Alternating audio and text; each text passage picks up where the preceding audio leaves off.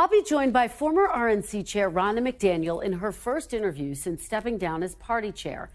In full disclosure to our viewers, this interview was scheduled weeks before it was announced that McDaniel would become a paid NBC News contributor. This will be a news interview, and I was not involved in her hiring.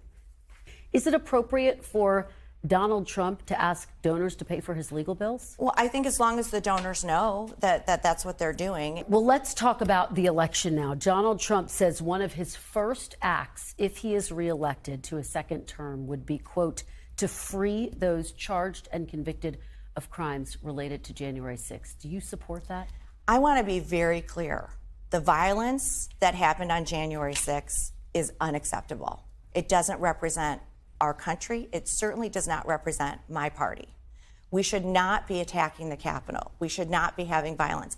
I said it that day.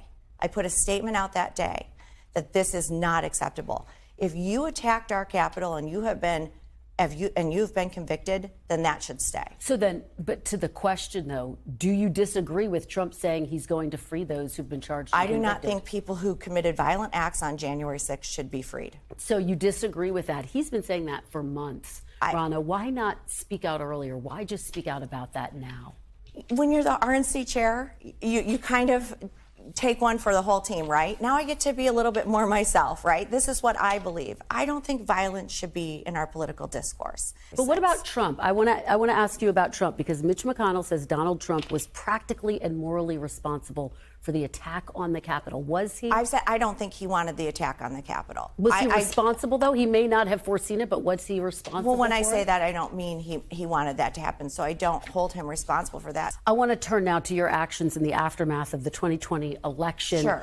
On November 17th, you and Donald Trump were recorded pushing two Republican Michigan officials, election officials, not to certify the results of the election. And on the call, you're recorded as saying, quote, if you can go home tonight, do not sign it.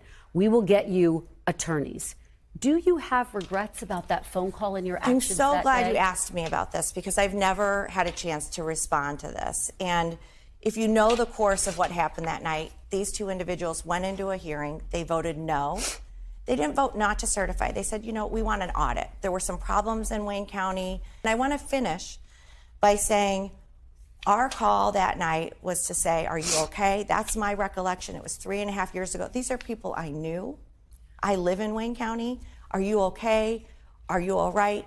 Vote your conscience, not pushing them to do anything. I understand what you're saying about the concerns about her safety, but you got on the phone with her, with the then president of the United States. How can anyone see that as anything other than to change your vote? But you said do not sign it. If you can go home tonight, do not sign it. How can people read that as anything other than a pressure campaign? No, the pressure was being put on them from the hours and hours of threats and abuse they were receiving that coerced them to change their vote.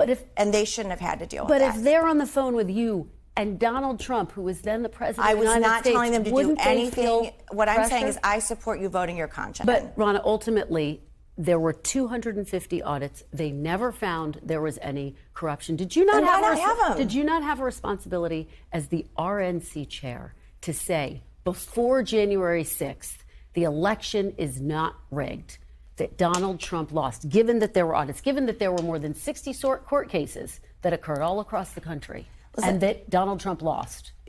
The reality is Joe Biden won. He's the president. He's the legitimate president.